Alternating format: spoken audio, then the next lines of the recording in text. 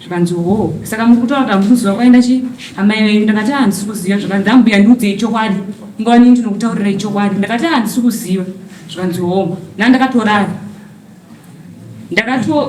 ndakatarisa kuenda kumusuwo kwanga vari kwekuye ndakabva ndatendera ndatarisawo ndakutonyara kuti Tezvara kupinda mumba mandinorara ndotarisa nawo sei zvakanzi ndichiri pamusuwo zvakanzi oya mbuya isai nhamba dzenyu mufoni mangu ndavandati nhamba dzei kuti zvakanzi isai nhamba tozopota tichitaura ndatoti ndifambe kudai so zvakandinetsa ndobva ndadzoka kumashure ndimwana ndakagumbata kudai so mungavakwanisa kuzara ruoko rwangu ndakadai vakabvisa ruoko kudai vachindibata kudai ndabva ndavati saka kana muchindibata Muroora neutezvara wachona huri papa kunga vakabva vandibata kuti ruoko vakandibata ndobva vabata vakapedzera vandigumisa kunhengo yavo ichitikiye kuti ndokwanisa vari Tezvara. Feeling unsafe?